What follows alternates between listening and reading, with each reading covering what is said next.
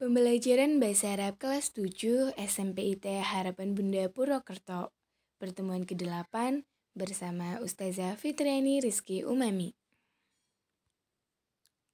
Assalamualaikum warahmatullahi wabarakatuh. Sabahul khair. Kaifa halukum?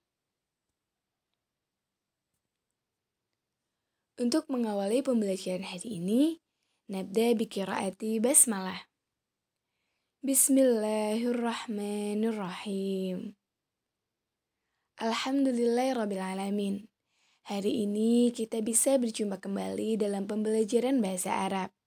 Setelah kemarin kita melakukan PTS dan pasca PTS, kita hari ini bisa belajar kembali KBM seperti biasa.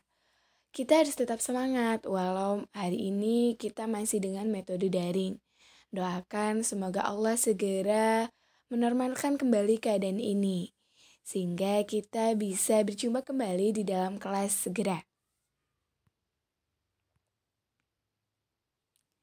Nah, untuk hari ini kita masih memasuki tema yang kedua, yaitu tentang al-usrah, yang artinya keluarga. Nah, kita akan belajar tentang jumlatul ismiyah. Adapun kompetensi dasarnya, menyampaikan informasi secara lisan dengan lafal dan kalimat yang tepat tentang usrati dengan menerapkan struktur kalimat kaidah jumlah ismiyah. Jumlatul ismiyah, jumlah ismiyah. Ya, apakah teman-teman sudah pernah mendengar istilah jumlah ismiyah? Mungkin sebelumnya pernah ya mendengar istilah jumlah ismiyah, atau mungkin ini baru pertama kali teman-teman mendengar istilah ini. Nah, jangan khawatir. Kali ini kita akan belajar bersama tentang apa itu jumlah ismiyah.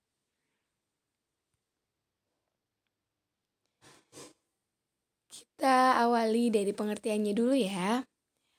Sesuai dengan namanya, jumlah ismiyah terdiri dari dua kata, yaitu yang pertama ada kata jumlah dan yang kedua ada kata ismiyah.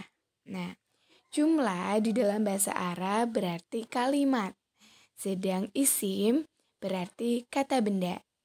Oleh sebab itu, jika dipadu-padankan, jumlah ismiyah berarti kalimat yang diawali oleh kata benda. Sebuah kalimat yang diawali dengan kata benda, maka itu namanya jumlah ismiyah. Nah, sekarang pertanyaannya, lalu apa saja yang termasuk isim? Kita mengetahui dari dasarnya dulu. Yang dimaksud isim adalah kata benda. Jika dilihat dari yang sudah kita pelajari sebelum-sebelumnya, kita sudah belajar tentang isim. Banyak sekali isim yang sudah kita pelajari. Seperti isim isyarah. Apa itu isim isyarah? Kata tunjuk. Hadza, hadhihi, tilka, zalika. Itu namanya termasuk isim isyarah. Nah, yang selanjutnya yang sudah kita pelajari, isim dhamir. Isim dhamir ini apa? Masih ingat teman-teman? Isim dhamir adalah kata ganti. Nah, seperti apa? Ada 14 isim dhamir ya. Huwa, huma, hum, hiya, huma, hunna, anta, antuma, antum, anti, antuma, antunna, ana, dan nahnu. Nah, ke-14 isim dhamir tersebut juga termasuk isim atau kata benda. Atau isim yang lain selain isim dhamir dan isim isyarah. Seperti nama orang, Zainab, Fatimah, Ahmad, Sulaiman. Nah, itu juga termasuk isim. Lalu nama barang seperti kursi, meja, pintu, papan tulis. Nah, itu juga termasuk isim, kata benda. Atau nama sebuah tempat, Jakarta, Purwokerto, Tegal. Nah, itu juga salah satu isim. Misalkan di sekolah kayak gitu. Intinya, yang namanya isim itu adalah kata benda.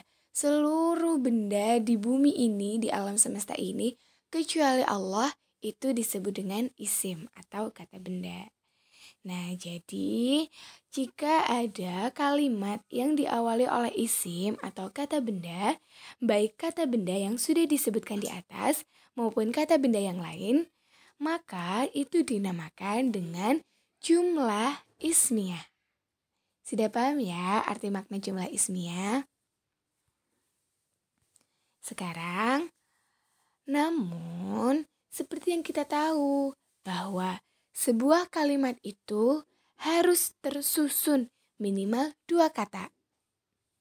Kalau dalam kalimat hanya 1 kata, itu bukan menjadi kalimat, tapi masih kata. Gitu. Jadi seperti bahasa Indonesia, ada kata, kumpulan dari kata namanya kalimat, kumpulan dari kalimat namanya paragraf. Nah, seperti itu. Seperti bahasa Indonesia, bahasa Arab juga seperti itu. Jadi kalimat di dalam bahasa Arab itu tidak bisa hanya terdiri dari 1 kata. Kalimat di dalam bahasa Arab itu harus minimal 2 kata, yaitu subjek dan predikat.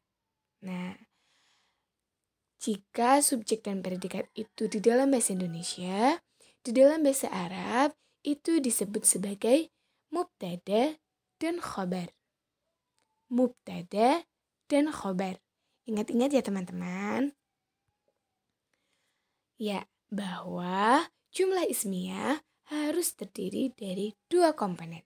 Minimal 2 komponen, yaitu komponen mubtada dan khobar. Ini baru bisa disebut jumlah ismiyah.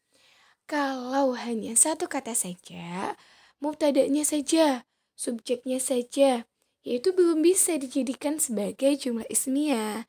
Begitu juga ketika hanya menyebutkan khabarnya saja atau predikatnya saja, itu belum bisa termasuk sebagai jumlah ismiyah. Yang namanya jumlah ismiyah itu ya terdiri dari 2 kata ini, tersusun dari 2 kata ini, yaitu mubtada dan khabar. Baru ini bisa disebut sebagai jumlah ismiyah. Lalu, apa itu mubtada? Apa itu khobar? Mungkin teman-teman baru mendengar istilah mubtada dan khobar. Dan juga teman-teman bingung, bagaimana contoh dari jumlah ismiyah?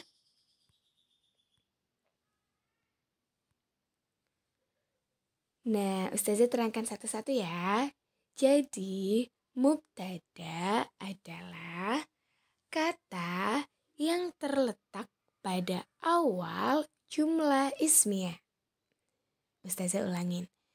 Kata yang terletak pada awal kalimat yang didahului oleh isim.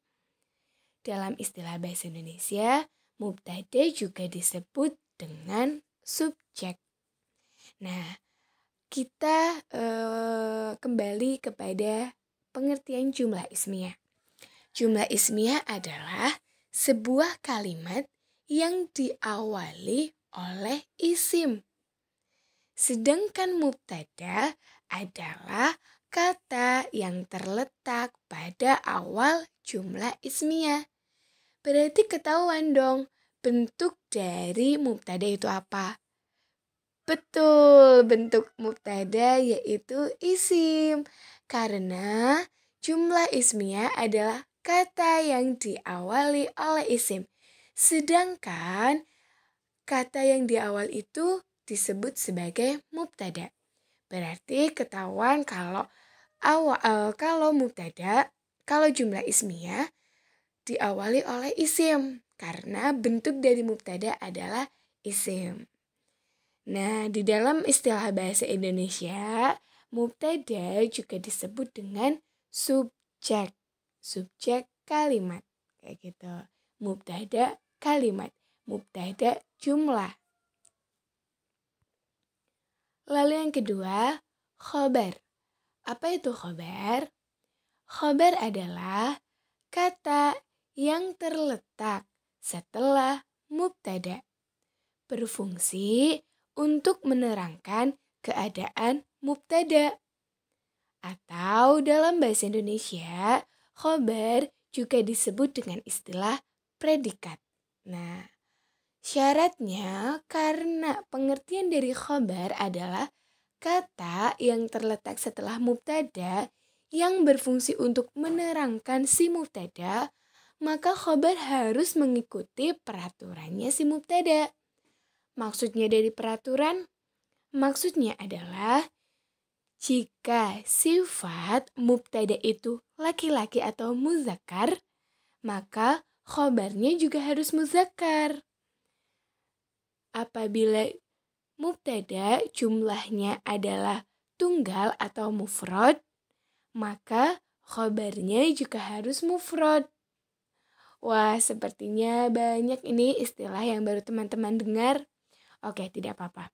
Ini kita langsung saja ke contohnya biar teman-teman langsung bisa memahaminya. Contohnya, contoh kalimat ismiyah atau jumlah ismiyah. Yang pertama ada Zaidun qaimun. Zaidun qaimun. Kata Zaidun qaimun itu artinya Zaid berdiri. Kata Zaidun ini sebagai mubtada. Sedang qaimun ini sebagai khabar. Nah, Zaidun ini subjek dari sebuah kalimat atau mubtada. Sedang khabar sebagai predikat dari kalimat. Nah, khabar ini menerangkan kejadian atau sesuatu yang terjadi kepada Zaidun atau isim atau mubtada. Zaidun qaimun artinya Zaid berdiri. Nah, Zaidun ini laki-laki ya, muzakkar. Maka qaimun juga harus laki-laki. Teman-teman tidak bisa menuliskan Zaidun qaimatun. Zaid berdiri. Qaimatun walaupun sama-sama artinya berdiri, tapi qaimun dengan qaimatun itu berbeda. Jika qaimun untuk laki-laki, sedang qaimatun untuk perempuan. Begitu. Nah, Zaidun ini tunggal, musanna atau jamak. Ini mufrad, musanna atau jamak. Zaidun itu bentuknya menerangkan 1, 2, atau banyak, lebih dari 2. Zaidun itu kan mufrad. Nah, jadi yang Zaidun ini kan mufrad. Jadi qaimun juga harus mufrad, harus 1. Teman-teman tidak bisa menuliskan Zaidun qaimani. Zaid berdiri. Nggak boleh karena qaimani ini menerangkan untuk 2 orang. Qaimani. Teman-teman harus menggunakan qaimun. Zaid berdiri. Karena Zaid merupakan tunggal muzakkar. Begitu. Contoh yang kedua. Al-muslimani qaimani. Yang artinya 2 orang Islam berdiri.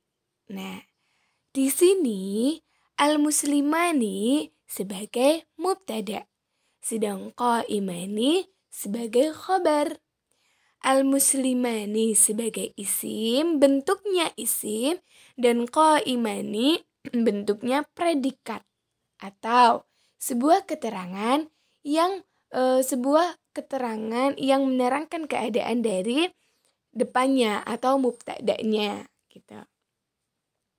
Jika kita perhatikan susunannya, al-muslimani ini bentuknya musanna atau 2. Dan dia laki-laki gitu. Nah, maka khobarnya juga harus mengikuti, yaitu 2 juga atau musanna. Makanya kalimat ini al-muslimani qaimani ini adalah bentuk dari musanna, yaitu 2 karena mengikuti dari yang depannya al-muslimani qaimani. Ini kalau teman-teman menggunakannya kok al-muslimani qaimun, ya tidak boleh. Karena qaimun khusus untuk 1, sedang qaimani khusus untuk yang kedua. Jadi mengikuti mubtada'nya atau isimnya begitu, atau subjeknya, subjek dari kalimat gitu. Contoh yang ketiga. As-sama'a ilal gharabi al-an hamara'a. Langit di sebelah barat kini berwarna merah. Nah, as-sama ilal gharabi itu sebagai mubtada. Sedang al-anhamara dia sebagai khobar, yaitu sesuatu yang menerangkan si mubtada'nya. Nah, kalau di dalam percakapan kemarin tentang keluarga, kalau teman-teman masih ingat, itu ada kalimat begini. Hadza walidi wa huwa muhandisun. Ini juga kalimat jumlah ismiyah loh, karena diawali dengan isim. Mana isimnya? Ini isimnya. Hadza walidi. Ini adalah ayahku. Lalu khabarnya wa huwa muhandisun. Dia seorang insinyur. Khabar menerangkan keadaan dari si isim atau mubtada. Ada juga kalimat selanjutnya. Hadhihi walidati wa hiya tabibatun. Ini adalah ibuku. Ini juga kalimat mubtada dan khabar. Wa hiya tabibatun. Dia seorang dokter. Nah, di sini juga khabarnya mengikuti dari mubtada. Ketika hadza walidi seorang muzakkar atau laki-laki, khabarnya juga harus muzakkar atau laki-laki juga. Nah, sedang hadhihi walidati itu adalah muannas. Wa hiya tabibatun juga dia muannas. Jadi ketika mubtada'nya laki-laki atau muzakkar, khabarnya juga harus muzakkar. Kalau perempuan juga harus perempuan. Mu'anats juga gitu. Kalau khabarnya mufrad, satu tunggal, itu khabarnya juga harus mufrad. Kalau khabarnya musanna, itu juga harus musanna khabarnya. Kalau jamak juga harus jamak begitu. Intinya khabar ini mengikuti keterangannya si mubtada. Jadi Ustazah ulangin lagi, apa itu jumlah ismiyah? Jumlah ismiyah adalah kalimat yang diawali dengan isim. Yang susunannya terdiri dari mubtada dan khabar. Mubtada artinya subjek, sedang khabar artinya predikat. Mubtada artinya isim atau sesuatu yang di awal kata pada kalimat ismiyah. Sedang khabar adalah kata yang terletak setelah isim yang berupa yang berfungsi untuk menerangkan keadaan si mubtada. Begitu teman-teman. Nah, untuk tadribah, silakan teman-teman menyimak penjelasan Ustazah tentang penjelasan kaidah jumlah ismiyah dan merangkum kembali di buku tulis bahasa Arab, lalu difoto dan dilaporkan kepada Ustazah ke nomor WA Ustazah. Jadi yang telah Ustazah tadi sampaikan, silakan teman-teman rangkum atau tulis di buku tulis teman-teman, dan teman-teman itu setelah itu memotretnya dan dilaporkan kepada Ustazah melalui nomor WhatsApp Ustazah. Atau jika teman-teman merasa kesulitan dalam pembelajaran bahasa Arab kali ini, atau ada hal yang perlu teman-teman ingin sampaikan, silakan teman-teman bisa menghubungi Ustazah pada nomor WhatsApp Ustazah 083110037756. Ya, alhamdulillahirrahmanirrahim. Itu adalah penjelasan Ustazah mengenai jumlah ismiyah. Mudah-mudahan Allah permudah proses belajar kita pada hari ini. Amin amin ya rabbal alamin. Sekian dari Ustazah.